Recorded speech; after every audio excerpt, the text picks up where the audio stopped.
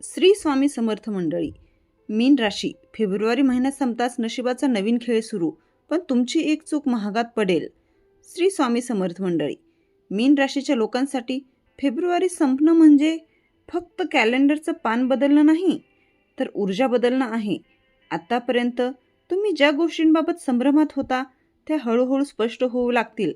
काही निर्णय लांबणीवर टाकलेले असतील, काही स्वप्न अर्धवट सोडलेली असतील. त्या सगळ्यांना आता पुन्हा एकदा जाग येईल. मात्र हा काळ अचानक वेग देणारा आहे. घटनांचा वेग वाढेल, लोकांची वागणूक बदलेल आणि तुमचं मनही एका टोकापासून दुसऱ्या टोकापर्यंत झुलू शकतं. तुमच्यासाठी हा काळ परीक्षा आणि संधी दोन्ही घेऊन येतो. नियती तुमच्याकडून परिपक्वतेची अपेक्षा करते आहे. भावनिक प्रतिक्रिया न देता परिस्थितीकडे निरीक्षकाच्या भूमिकेतून पाहिलं तर हा टप्पा तुम्हाला पुढच्या मोठ्या यशासाठी तयार करेल. नंबर 1. करिअरमध्ये अचानक बदल. संधी की सापळा. फेब्रुवारीनंतर कामाच्या ठिकाणी वातावरणात वेगाने बदलेल. वरिष्ठांचा दृष्टिकोन तुमच्याकडे सकारात्मक होऊ शकतो. एखादी मोठी जबाबदारी तुमच्यावर सोपवली जाऊ शकते. काहींसाठी नवीन नोकरीची ऑफरही येऊ शकते, तर काहींसाठी जुन्या ठिकाणीच दर्जा वाढण्याची शक्यता आहे. पण इथे एक सूक्ष्म धोका आहे. तुम्ही भावनेने प्रेरित होऊन निर्णय घेतलात तर पुढे अडचणी येऊ शकतात. उदाहरणार्थ, एखादी ऑफर जास्त पगाराची वाटली तर तिच्या अटी कठीण असू शकतात. कामाचा ताणही वाढू शकतो. वेळेचे बंधनही जास्त असू शकतं. व्यवसाय करणाऱ्यांसाठी हा काळ विस्ताराचा आहे, पण भागीदारी करताना काळजी घ्या. कागदोपत्री करार स्पष्ट ठेवा. शब्दांवर नाही तर लिखित पुराव्यांवर विश्वास ठेवा. तुमचा अनुभव सांगतोय की काहीतरी बरोबर नाही, तर त्या अंतर्ज्ञानाकडे दुर्लक्ष करू नका. आर्थिक स्थितीत सुधारणा, स्थैर्य राखणं महत्त्वाचं. फेब्रुवारीनंतर आर्थिक प्रवाहात सुधारणा होण्याची चिन्ह आहेत. एखादा थकलेला पैसा परत मिळू शकतो, बोनसही मिळू शकतो किंवा नवीन उत्पन्नाचा स्रोत निर्माण होऊ शकतो. काही लोकांना साईड इन्कम सुरू करण्याची संधी मिळेल. मात्र अचानक आलेल्या पैशांमुळे आत्मविश्वास वाढेल आणि खर्चही वाढू शकतो.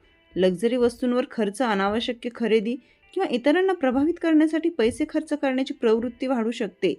हीच ती चूक आहे जी पुढे आर्थिक ताण निर्माण करू शकते. गुंतवणूक करताना दीर्घकालीन विचार करा. झटपट नफा देणाऱ्या योजनांपासून दूर राहा. मित्र किंवा नातेवाईकांनी सांगितलेल्या योजनांवर लगेच विश्वास ठेवू नका. आर्थिक शिस्त पाळली तर हा काळ तुम्हाला भविष्यासाठी मजबूत पाया देईल. नंबर 3. नातेसंबंधात भावनिक चढ उतार. जुनं परत येण्याची शक्यता. मीन राशी अत्यंत भावनिक आणि प्रेमळ असते. फेब्रुवारीनंतर जुन्या आठवणी जाग्या होऊ शकतात. एखादा जुना मित्र, जुना प्रियकर किंवा जुनी ओळख पुन्हा संपर्कात येऊ शकते. सुरुवातीला हे आनंददायी वाटेल, पण भूतकाळातील कारण विसरू नका ज्यामुळे तो संबंध तुटला होता. विवाहित लोकांसाठी जोडीदाराशी संवाद महत्त्वाचा आहे. कामाचा ताण किंवा बाहेरील आकर्षणामुळे नात्यात अंतर येऊ शकतं. छोट्या गोष्टींवरून वाद होण्याची शक्यता आहे. तुमचा शांत स्वभावच नातं टिकवेल. कुटुंबातही काही भावनिक चर्चा होऊ शकतात. घरातील एखाद्या व्यक्तीला तुमच्या आधाराची गरज भासेल. या काळात तुमचं ऐकणं आणि समजून घेणं नात्यांना अधिक मजबूत करेल. आरोग्याची सूक्ष्म चेतावणी. मन आणि शरीराचा समतोल. फेब्रुवारीनंतर मानसिक ताण वाढू शकतो. विचारांची गर्दी भविष्याबाबत चिंता आणि भावनिक अस्थिरता जाणवू शकते. याचा थेट परिणाम झोपेवर येईल. झोप अपुरी राहिल्यास डोकेदुखी, थकवा, पचनाचे त्रास निर्माण होऊ शकतात. तुम्ही इतरांची समस्या मनावर घेत असाल, पण प्रत्येक गोष्ट स्वतःवर घेणं थांबवा. नियमित चालणे, श्वसनाचे व्यायाम आणि शांत वेळ काढणे आवश्यक आहे. मोबाईल आणि सोशल मीडियाचा वापर कमी करा. लहान लक्षणांकडे दुर्लक्ष करू नका. वेळेवर तपासणी आणि योग्य दिनचर्या ठेवल्यास मोठ्या अडचणीही टाळता येतील.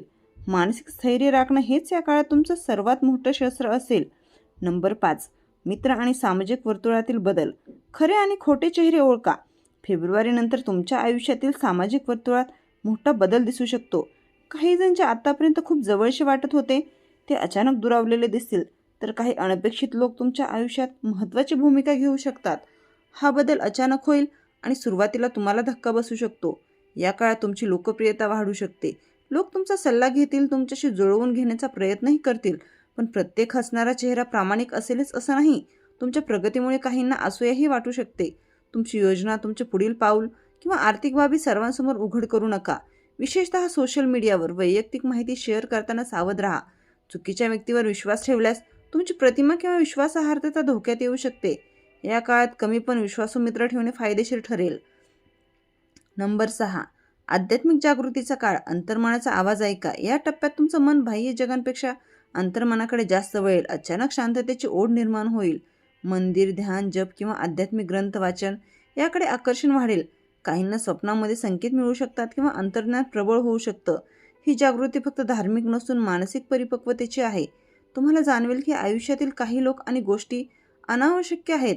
त्यागाची प्रक्रिया सुरू होईल. मात्र अतिभावनिक होऊन सर्व काही सोडवण्याचा निर्णय घेऊ नका. आध्यात्मिकता म्हणजे पलायन नाही, तर संतुलन आहे.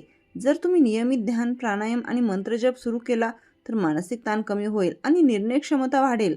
या काळात घेतलेले आध्यात्मिक संकल्प पुढील अनेक वर्षासाठी दिशा देऊ शकतात. नंबर 7. घरगुती वातावरणात परिवर्तन. जबाबदारी वाढणार. घरात एखादा मोठा निर्णय घेण्याची वेळ येऊ शकते. घर खरेदी, दुरुस्ती, स्थलांतर किंवा कुटुंबातील एखाद्या सदस्याचं शिक्षण व करिअरविषयी निर्णय घ्यावा लागू शकतो. तुमच्यावर सल्लागाराची भूमिका येईल. कुटुंबातील एखाद्या व्यक्तीच्या आरोग्याबाबत चिंता वाढू शकते, ज्यामुळे आर्थिक किंवा मानसिक ताण निर्माण होईल. या काळात तुमची शांतता आणि संयम खूप महत्त्वाचा ठरेल. घरातील वाद टाळण्यासाठी शब्दांची निवड काळजीपूर्वक करा. काही जुन्या कौटुंबिक मतभेदावर चर्चा होऊ शकते. भूतकाळातील गोष्टी उकरून काढल्याने वाद वाढू शकतो. म्हणूनच परिस्थितीला परिपक्वतेने हाताळा. तुम्ही मध्यस्थाची भूमिका निभावली तर घरातील वातावरण स्थिर राहील. तुमची एक चूक जी महागात पडेल. भावनिक अंधविश्वास. या संपूर्ण काळातील सर्वात मोठा धोका म्हणजे भावनेच्या भरात घेतलेला निर्णय. मीन राशीचे लोक सहज विश्वास ठेवतात. कोणीतरी गोड बोललं की तुम्ही त्यांच्यावर पूर्णपणे अवलंबून राहू शकता. नोकरी बदलणे, मोठी गुंतवणूक करणे, जुना संबंध पुन्हा स्वीकारणे किंवा कुटुंबातील वादात अतिभावनिक भूमिका घेणे, यापैकी कोणतीही गोष्ट घाईत केली तर त्याचा दीर्घकालीन परिणाम होऊ शकतो. विशेषतः कागदपत्रांबाबत निष्काळजीपणा करू नका. करार, बँक व्यवहार, कर्ज किंवा हमी देताना नीट तपास करा. एका चुकीच्या सहीमुळे आर्थिक आणि मानसिक ताण वाढू शकतो. निर्णय घेण्याआधी किमान एक दिवस शांतपणे विचार करणं अत्यावश्यक आहे. नंबर 9. पुढील 30 दिवसांसाठी मार्गदर्शन. शिस्त आणि संयम. पुढील 3 दिवस तुमच्यासाठी निर्णायक ठरू शकतात. या काळात 3 गोष्टींची सवय लावा: नियोजन, निरीक्षण आणि संयम. रोजच्या खर्चाचा हिशोब ठेवा. कामात प्राधान्यक्रम निश्चित करा. कोणत्याही वादात लगेच प्रतिक्रिया देऊ नका. तुमच्या अंतर्ज्ञानावर विश्वास ठेवा, पण त्याला तर्काची जोड द्या. वेळेचे व्यवस्थापन करा. आरोग्यासाठी नियमित वेळ ठेवा. एखाद्या अनुभवी व्यक्तीचा सल्ला घ्या.